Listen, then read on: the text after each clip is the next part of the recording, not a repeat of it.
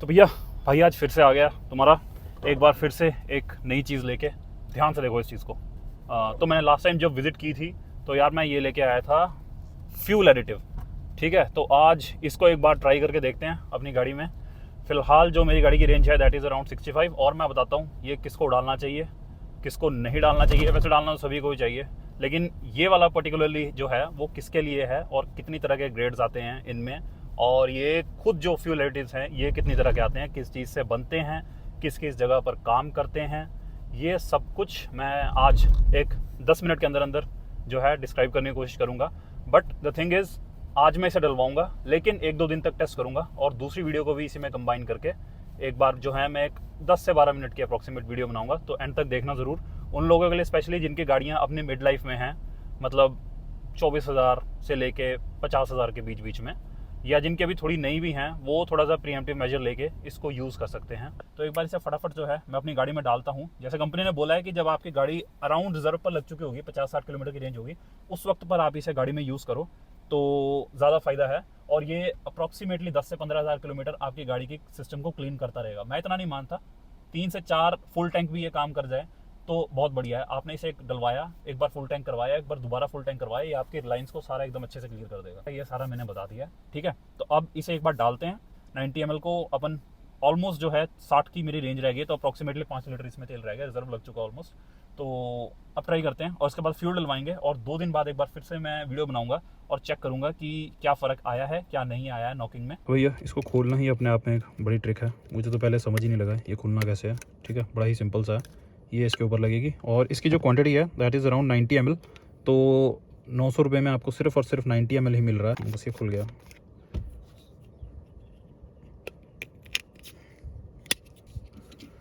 And we are good to go. तो भैया ऐसे इसे पोर करना पूरा, थोड़ा सा स्लो स्लो जा रहा है बट इट्स गॉन, हो गया पूरा ख़त्म। कुछ बचा हो तो स्टिल, हाँ इट्स ओवर। तो भैया देखो, सबसे पहली बात, मार्केट में इस टाइम पे 3 जो सबसे मैं कहता हूँ कि अच्छे जो फ्यूल एडिटिव्स चल रहे हैं, ठीक है, वो हैं ट्रिपल शॉट, प्रोक्टेन के अलावा जो है आपका चल रहा है लिक्विमोली मैं कहूँगा एक काफ़ी अच्छे लेवल का फ्यूल एडिटिव है। बाकी 2 चलो ठीक है, फिर भी मैंने कभी यूज़ नहीं करे। लिक्विमोली मैंने इससे पहले यूज़ भी किया पर उस पर कभी वीडियो नहीं बनाई। ओके, एंड बात अब आती है फ्यूल एडिटिव यूज़ करने किसको चाहिए और होते क्या हैं। देखो, सबसे पहली बात तो अपने पास 3 तरह के एडिटिव्स होते हैं। एक होता है अपना ऑयल एडिटिव जो अपने इंजन ऑयल में डलता है, एक होता है अपना डीजल एडिटिव जो आपके डीजल से चलने वाली गाड़ियों के लिए यूज़ होता है, और एक अपना है ये पेट्रोल गाड़ियों के लिए फ्यूल एडिटिव। तो अभी मैं फिलहाल जो है जो फोक्सवैगन का अपना है, फोक्सवैगन, स्कोडा, ऑडी, कोई भी यूज़ कर सकता है इनको, मतलब इनके ग्रुप की गाड़ियों में, स्पेशली जिनमें TSI इंजन जो हैं वो यूज़ होते हैं, TFSI इंजन जो यूज़ होते हैं। और इन्हें ह्यूंडई और आपका महिंद्रा की गाड़ियों में जहाँ जहाँ पे TGDI इंजन यूज़ होते हैं वहाँ पर भी आप इनको यूज़ कर सकते हो, ठीक है। तो ये तो हुआ इनका बड़ा बेसिक। इंजन्स जो पेट्रोल फ्यूल एडिटिव है ये आप एक नेचुरल एस्पिरेटेड और दूसरी जगह आप एक TGDI इंजन या TSI इंजन कुछ भी कह लो, उन सब में आप यूज़ कर सकते हो। बेसिकली इनका काम क्या होता है, आपके पेट्रोल टैंक में आप इसे जब फ्यूल डलवाओगे, एक बार इसको डालना और उसके बाद होगा क्या, ये आपके जो अंदर फ्यूल टैंक में जो पुरानी डेब्रीज हैं या फिर जो कोरोजन के कुछ लगने के चांसेस हैं उन्हें बहुत कम कर देता है, ठीक है। और दूसरा आपका जो फ्यूल फिल्टर है उसे ये क्लीन करेगा, आपकी जो फ्यूल लाइंस हैं जो आपके इंजन तक आ रही हैं, आगे फ्यूल सप्लाई कर रही हैं, उसे क्लियर करेगा। उसके अलावा आपकी जो फ्यूल रेल है जहाँ से आपके इंजेक्टर्स को पहुँचता है फ्यूल, उसे क्लियर करेगा। और आपके जो इंजेक्टर्स के आगे पिन टिप्स होती है ना, जो जहाँ से आपका इंजेक्टर जो है फ्यूल को कंबशन चैम्बर के ऊपर फेंकता है, उस टिप्स को क्लियर करेगा। वहाँ जो भी कार्बन डिपॉजिट्स अगर बाय द टाइम हुए होंगे, छोटे छोटे हो गए डिपॉजिट, तो उसे ये क्लियर करने में हेल्प करता है। आपका जो प्री इग्निशन है ना, जिससे आपकी नॉकिंग ज़्यादा बढ़ती है गाड़ी में। नॉकिंग 2 तरीके से होती है, एक तो आपके इंजेक्टर्स में अगर प्रॉब्लम है, अगर आपकी गाड़ी में 4 इंजेक्टर्स हैं उसमें से अगर 3 इंजेक्टर्स सही हैं, एक इंजेक्टर में प्रॉब्लम आ चुकी है ड्यू टू फ्यूल में प्रॉब्लम्स हैं, जैसे कोई गंदा फ्यूल आपने कहीं से डलवा लिया है, तो उसकी वजह से स्लो बाय द टाइम जो है आपके इंजेक्टर्स खराब होना शुरू हो जाते हैं, ठीक है। तो उस इंजेक्टर्स को ये क्लीन करने की कोशिश करता है। और जहाँ से आपका फ्यूल अंदर आता है, जैसे नेचुरल एस्पिरेटेड गाड़ियाँ, नेचुरल एस्पिरेटेड गाड़ियों में क्या होता है, आपका इनटेक वाल्व से एक जगह से आपका हवा अंदर आएगी जो ऑक्सीजन खींचता है, दूसरी जगह से आपका फ्यूल आएगा, दोनों को एक मिक्सचर बनेगा और फिर कंबशन चैम्बर में जाएगा। TSI इंजन, TGDI इंजन में क्या होता है, इनके जो इंजेक्टर्स हैं डायरेक्टली जो है आपके कंबशन चैम्बर के ऊपर प्लेस होते हैं। तो उससे होगा क्या, आपकी जो इनटेक वाल्व है ना वो ज़्यादा अच्छे से साफ़ नहीं हो पाती, स्पेशली इन गाड़ियों में। नेचुरल एस्पिरेटेड गाड़ी में बहुत से साफ हो जाती है, उसका रीज़न यही है। हमारे जो कार्बन डिपॉजिट्स हैं वो जाएंगे कहाँ, अगर एक बार ये उसे हटा देगा तो उसके साथ होगा क्या। सबसे पहले आप ये समझो, 4 स्ट्रोक इंजन में क्या होता है, सबसे पहले आपके इनटेक, फिर कंप्रेशन, फिर पावर स्ट्रोक और फिर एग्जॉस्ट। जब ये पावर स्ट्रोक निकाल देगा, जब पावर स्ट्रोक पूरा हो चुका होगा, उसके बाद जो वो डेब्रीज होंगे ना कार्बन की, वो आपके एग्जॉस्ट के थ्रू बाहर जाएंगी। जो आपका कैटालिटिक कन्वर्टर है या कुछ भी है, स्लो स्लो करके जो आपको है वो अपनी गाड़ी से बाहर कर देगा। अब देखो, जैसे आपका पावर स्ट्रोक होता है, जो पावर स्ट्रोक जब होने वाला होता है, बिल्कुल टीडीसी पोजीशन पे आना होता है जब आपके पिस्टन में, उससे पहले पहले ही कंबर्शन हो जाता है। ठीक है, मतलब अगर आप सोचो यहाँ टॉप पर इसने आना है और यहाँ पर आकर इसने पावर स्ट्रोक बनाना है, जिसकी वजह से ये वापस नीचे जाएगा, तो यहाँ पर आने से पहले ही जो है फ्यूल जल जाता है। ठीक है, तो उस चीज़ को ये प्रिवेंट करेगा। उस चीज़ को एक और चीज़ भी प्रिवेंट करती है, जिसके लिए हम बोलते हैं कि गाड़ियों में डलवाओ महंगा वाला फ्यूल, दैट इज XP95 और XP100। बट XP95 आप डलवा सकते हो, उससे जो आपका प्री इग्निशन का जो प्रॉब्लम है ना, वो काफ़ी हद तक सॉल्व हो जाता है। तो अब करते हैं बात, ऐसा क्या है इसमें जो आपके इंजेक्टर्स को, आपके फ्यूल रेल्स को, आपके फ्यूल टैंक को और आपके जो कंबशन चैम्बर है उसमें से ये कार्बन डेब्रीज हटाने में हेल्प करता है। इसका जो सबसे मेन इंग्रेडिएंट है दैट इज पॉलीएथर एमीन, जो है एक नाइट्रोजन बेस्ड कंटेंट होता है। ठीक है, और वो क्या करता है, जो आपका फ्यूल है, आपका पेट्रोल है, और पेट्रोल में जो मिक्स एथनॉल है, उसकी रिएक्शन टाइम को बहुत ज़्यादा स्लो कर देता है। ठीक है, और उससे होता क्या है एंड में, जब ये दोनों चीज़ें आपकी बहुत प्रोलॉन्ग पीरियड के लिए आपके फ्यूल टैंक में रहती हैं, तो ये कहीं ना कहीं जो है कोरोजन को बढ़ावा देना शुरू कर देती है, जिसकी वजह से आपके टैंक में, आपके फ्यूल लाइंस में, आपके फ्यूल रेल्स में जंग की प्रॉब्लम आती है। ठीक है, तो उसे ये स्लो करता है। और उसके अलावा ये एक नाइट्रोजन बेस्ड जो कंटेंट है, इसका काम क्या होता है, ये आपके जो फ्यूल रेल्स के अंदर जो गंदगी जमा हुई है ना, जो बहुत ही हार्ड हो चुकी है बाय द टाइम 15, 16, 20, 25 हज़ार किलोमीटर गाड़ी चल के, उसको क्लियर करने में बहुत ज़्यादा हेल्प करता है। ये इसका सबसे बड़ा मेन इंग्रेडिएंट होता है। और ये जो आपके XP95, XP100 फ्यूल्स होते हैं ना, इनमें भी ऑलरेडी मिलता है, बट उतनी ज़्यादा क्वांटिटी में नहीं होता, इसीलिए आपको ये बाहर से खरीदना पड़ता है। तो देखो, इससे होगा क्या यार, जो आपकी फ्यूल लाइंस के अंदर अगर करोजन नहीं होगा ना, डेब्रीज नहीं होंगी, फालतू की जो गंदगी इधर उधर से आकर फ्यूल के थ्रू जमा हुई है, अगर आपकी फ्यूल लाइंस क्लीन रहेंगी, तो जो प्रेशर एक ऑप्टिमम चाहिए होता है ना इंजेक्टर्स को और आपके अच्छे कंबशन के लिए, वो कंटिन्यूसली बना रहेगा। पीछे आपका फ्यूल टैंक पड़ा है, वहाँ से लेकर इतनी दूर तक अगर पेट्रोल ने ट्रैवल करना है, आपके फ्यूल ने ट्रैवल करना है, तो बीच में अगर उस लाइन में कुछ गंदगियाँ होंगी ना, तो वो कहीं ना कहीं आपके प्रॉब्लम करेंगी आपके इंजेक्शन टाइमिंग के अंदर। बड़ी सिंपल सी बेसिक सी बात है। अगर तो वो आपके कैरी होती हैं साथ में, तो आप देखो कि जो इतने प्रेशर के साथ जो आपका फ्यूल इंजेक्शन है, वो जब एटमाइज लेवल पर फ्यूल को कन्वर्ट कर देता है, उस स्पीड पर एक गोली की तरह, जो एक छोटा सा डस्ट पार्टिकल है ना, वो भी एक गोली की तरह काम करेगा आके। तो भैया अब डाल तो लिया हमने, और एक बार जाके फ्यूल डलवा के देखते हैं XP95। एंड एक चीज़ और करके दिखाता हूँ मैं, एक बार 0 to 100 इसका करके दिखाता हूँ, कोई अच्छी सी जगह मिल जाए वहाँ पर, और उसके बाद देखते हैं कि इसको डालने के बाद कुछ फ़र्क आता है या नहीं आता है। वैसे 100% श्योर नहीं आएगा 0 to 100 करने में, एक्सेलरेशन में कोई बहुत ज़्यादा फ़र्क नहीं आएगा, बट स्टिल अपना काम जो है वो है कि अंदर से जो फ्यूल इंजेक्टर्स और फ्यूल रेल्स जो हैं और हमारी जो पूरी फ्यूल लाइंस हैं, वो एक बार क्लियर हो जाएं, बस वही चाहिए। उससे ज़्यादा तो इससे हम क्या एक्सपेक्ट कर सकते हैं। तो एक बार 0 to 100 मैं करके दिखाता हूँ, ये देखो।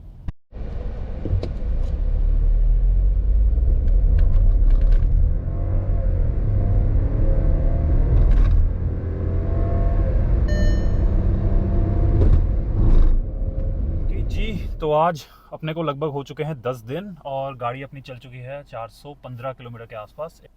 तो यार 10 दिनों में अब मैं बताता हूँ आपको कि ये जो प्रोडक्ट था इसने क्या कमाल दिखाया और क्या नहीं दिखाया है। ठीक है, तो इसे क्विकली एक बार समराइज़ करते हैं और फिर बात करेंगे किसको यूज़ करना चाहिए और किसको नहीं। तो यार देखो, लगभग 10 दिन पूरे हो चुके हैं मुझे इसको यूज़ करते करते, और 415 किलोमीटर के आसपास ये चल चुकी है मेरी गाड़ी। और इसको डाले हुए मुझे 520 की रेंज मिली थी जब मैंने इसे डाला था, और अब 180 की बची है, तो 180 415 ठीक है। तो माइलेज में एज सच मुझे कोई फ़र्क नहीं दिखा है, जो कि मुझे एक्सपेक्टेड था नहीं आएगा। ठीक है, उसका रीज़न मैं बताता हूँ। और मुझे बस एक चीज़ में फ़र्क लगा हल्का सा, गाड़ी के एक्सेलरेशन में। एक्सेलरेशन से समझते हो, जैसे 0 से 100 जाने में कुछ मतलब गाड़ी में ना पावर की लैग जो होता था ना, वो हल्का सा कम फील हुआ है एज़ कम्पेयर टू जब ये नहीं डाला था। मुझे सिर्फ इससे ज़्यादा कुछ और फ़र्क पता ही नहीं लगा है। ना माइलेज में कुछ इंक्रीज़ आया है, एक्सेलरेशन में हल्का सा आया है, और नॉकिंग में मैं कहूँगा नहीं, बिल्कुल भी नहीं, क्योंकि अभी मेरी गाड़ी रिलेटिवली न्यू है एज़ कम्पेयर टू अगर आपकी कोई पुरानी कार है उसके मुकाबले। 24 साढ़े 24 हज़ार किलोमीटर के आसपास चली है ये, तो ऐसा कोई प्रॉब्लम नॉकिंग की आने नहीं वाली है इतनी जल्दी। ठीक है, तो अब बात करते हैं ये लेना किसको चाहिए और किसको नहीं लेना चाहिए। ठीक है, अगर आपकी गाड़ी चल चुकी है 40 से 50 हज़ार किलोमीटर के आसपास, तो हाँ यार, आप एक बार इस चीज़ को ट्राई करके देखो, आपको शायद इफेक्ट पता लगेगा इसका। रीज़न बीइंग, आपकी गाड़ी अब पुरानी हो चुकी है, उसके मतलब कंप्रेशन में जो है वो कमी आ चुकी होगी। ठीक है, VW के इंजन में वैसे जल्दी लेके आती नहीं है ये चीज़। अगर कोई और कंपनी के इंजन हैं तो माइट भी शायद आ सकता है, वेरी रेयर केसेस VW में भी आ जाएगी ये चीज़ कि 50-60 हज़ार किलोमीटर के आसपास पे आपका कंप्रेशन जो है वो हल्की सी कम हो जाए।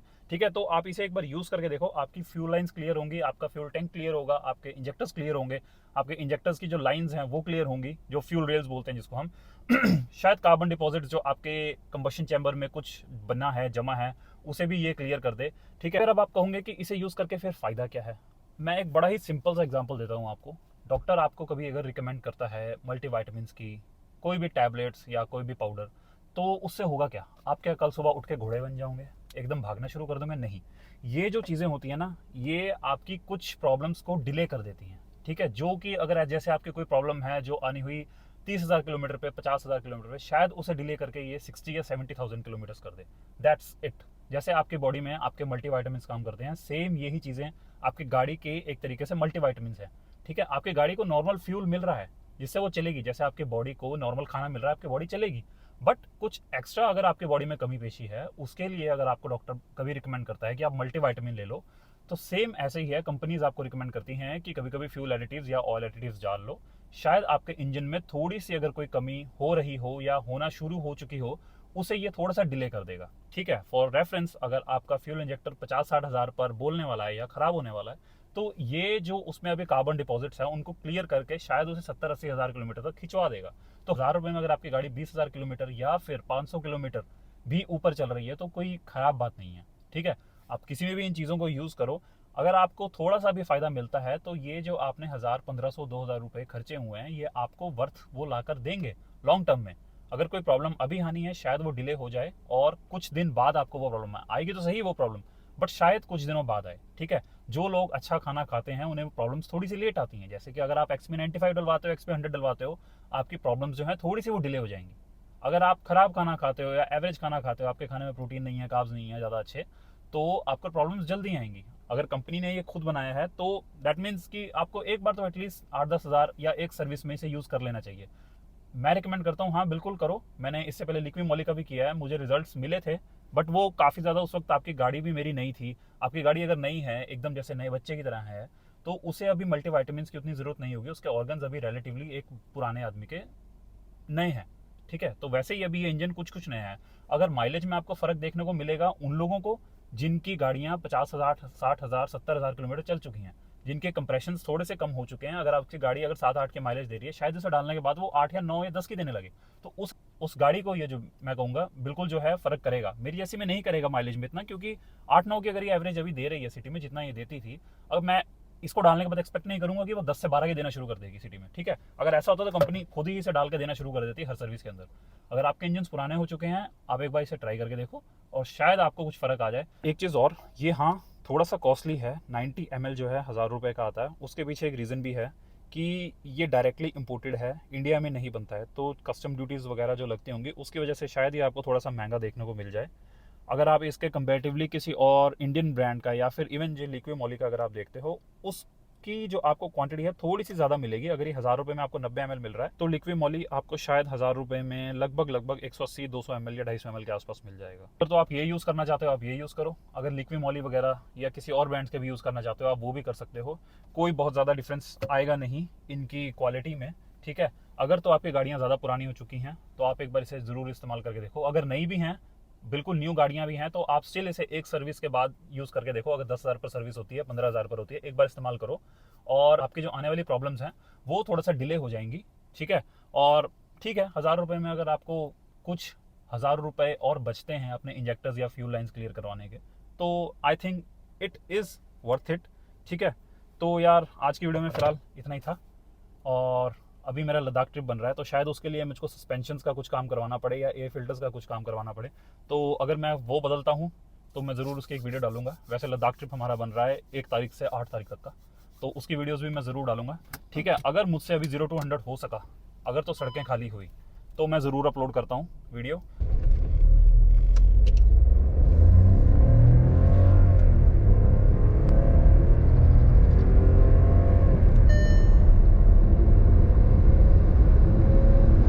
तो यार आज इतना ही था, फ़िलहाल के लिए इतना ही। अच्छा लगे तो लाइक, शेयर और सब्सक्राइब मारना और कमेंट कर देना अगर तो आपको कोई इसके रिलेटेड और जानकारी चाहिए हो या और इन्फॉर्मेशन चाहिए हो कि ये कहाँ से मिलता है, कहाँ से नहीं, अगर किसी के वहाँ पर नहीं भी मिल रहा है तो मैं यहाँ से कुरियर करवा दूंगा, कोई ऐसी दिक्कत की बात नहीं है। बस हाँ, कुरियर के पैसे पे कर देना, ठीक है। फिलहाल यार आज के लिए ख़त्म करते हैं। Okay bye.